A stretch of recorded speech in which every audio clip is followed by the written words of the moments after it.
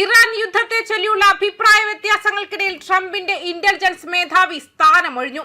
US national intelligence director സ്ഥാനത്ത് നിന്നാണ് Indian വംശജയായ തുളസി Gabbard രാജിവെച്ചത്.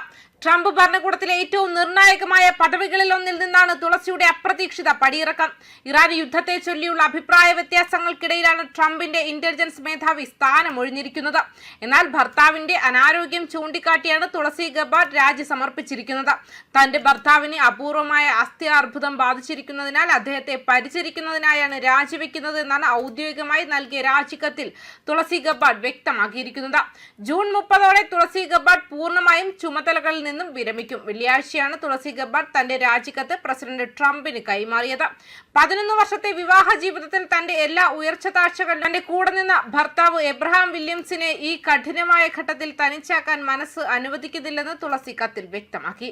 ഈ ഔദ്യോഗിക വിശദീകരണത്തിനപ്പുറം ട്രംപ് ഭരണകൂടത്തിന്റെ ഇറാൻ നയങ്ങളോടുള്ള കടുത്ത വിയോജിപ്പ് മൂലമാണ് തുളസി പുറത്താക്കപ്പെട്ടതെന്ന സൂചനകളാണ് റോയിട്ടേഴ്സ് അടക്കമുള്ള അന്താരാഷ്ട്ര മാധ്യമങ്ങൾ റിപ്പോർട്ട് ചെയ്യുന്നത്. ഇറാൻ അണവായുധങ്ങൾ നിർമ്മിക്കുന്നില്ലെന്ന് US സെനറ്റ് കമ്മിറ്റിക്ക് മുന്നിൽ തുളസി ഗബ്ബാർഡ് ഇന്റലിജൻസ് റിപ്പോർട്ട് നൽകിയിരുന്നു.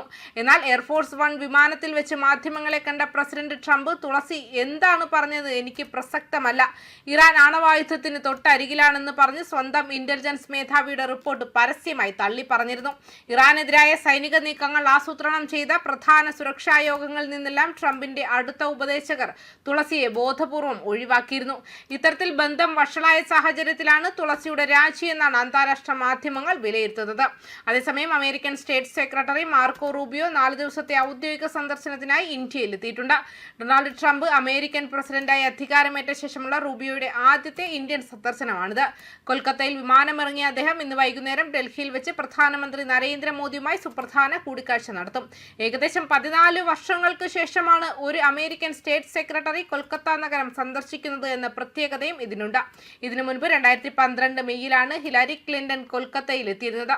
ആഗോള രാഷ്ട്രീയ സാഹചര്യങ്ങൾ അതിവേഗം മാറിക്കൊണ്ടിരിക്കുന്ന പശ്ചാത്തലത്തിൽ ഇരു രാജ്യങ്ങളും തമ്മിലുള്ള തന്ത്രപരമായ മുൻഗണനകൾ പുതുക്കുക എന്നതാണ് ഈ സന്ദർശനത്തിന്റെ പ്രധാന ലക്ഷ്യം. വരും ദിവസങ്ങളിൽ വ്യാപാരം, സാങ്കേതികവിദ്യ, സുരക്ഷ, പ്രതിരോധം തുടങ്ങിയ മേഖലകളിലെ സഹകരണം ഇരു നേതാക്കളും ചർച്ച ചെയ്യും. പ്രത്യേകിച്ചും ഊർജ്ജ മേഖലയിലെ ചർച്ചകൾക്കാണ് ഈ കൂടിക്കാഴ്ചയിൽ മുൻതൂക്കം നൽകുന്നത്. LNG, ക്രൂഡ് ഓയിൽ കയറ്റുമതി എന്നിവയിലൂടെ ഇന്ത്യയുടെ എണ്ണ വിപണിയിൽ തങ്ങളുടെ സ്വാധീനം വർദ്ധിപ്പിക്കാൻ അമേരിക്ക ഈ സന്ദർശനത്തിലൂടെ ലക്ഷ്യമിടുന്നുണ്ട്.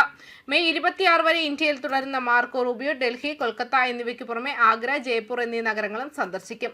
കൊൽക്കത്തയിലെ മദർ തെരേസയുടെ മിഷണറീസ് ഓഫ് ചാരിറ്റി ആസ്ഥാനവും അദ്ദേഹം സന്ദർശിച്ചേക്കുമെന്നും അമേരിക്കൻ കോൺസുലേറ്റ് അറിയിച്ചു. സന്ദർശനത്തിന്റെ അവസാന ദിവസമായ മെയ് 26 ഡൽഹിയിൽ നടക്കുന്ന ക്വാഡ് വിദേശകാര്യമന്ത്രിമാരുടെ യോഗത്തിലും റൂബിയോ പങ്കെടുക്കും. കേന്ദ്ര വിദേശകാര്യമന്ത്രി S ജയശങ്കർ അധ്യക്ഷത വഹിക്കുന്ന യോഗത്തിൽ ഓസ്ട്രേലിയ, ജപ്പാൻ എന്നീ രാജ്യങ്ങളിലെ വിദേശകാര്യമന്ത്രിമാരും പങ്കെടുത്ത് ഇൻഡോ പസഫിക് മേഖലയിലെ സുരക്ഷാ സഹകരണം ശക്തമാകുന്നതിനെക്കുറിച്ച് ചർച്ച ചെയ്യുകയും ചെയ്യുമെന്നും വ്യക്തമാക്കിയിട്ടുണ്ട്. ന്യൂസ് ഡെസ്ക് കർമ്മ ന്യൂസ്.